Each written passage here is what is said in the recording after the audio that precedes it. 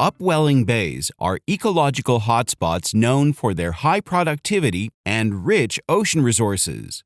Although upwelling bays and offshore waters experience coastal upwelling, it is still not clearly understood what makes these bays more productive than offshore waters. The upwelling in these bays is a dynamic process that occurs as brief pulses of upwelling, typically lasting for about 3.3 days, with relaxation or downwelling events in between. Similarly, the phytoplankton growth in these bays is also known to occur in pulses. However, there is a paucity of research regarding the role of these brief upwelling pulses in the productivity of this marine ecosystem. Consequently, a new oceanographic study describes how short-term variability in upwelling is linked to the high productivity of the long, narrow Galician Rías in northwest Iberia. The 3-week study analyzed high temporal spatial resolution data to investigate the influence of short, rapid upwelling events on phytoplankton growth. The study found that short-term changes in wind forcing plays a key role in boosting the biological productivity of the Rías.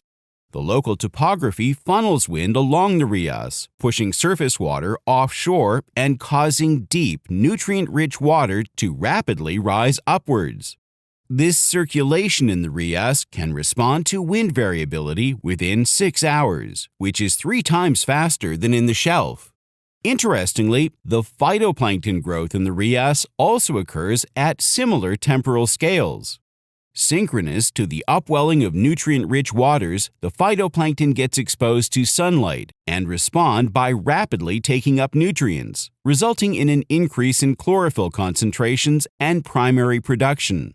This harmony in the timescales of wind-driven upwelling events and phytoplankton growth could explain the higher productivity of the Galician Rías and other upwelling bays with similar morphometric characteristics.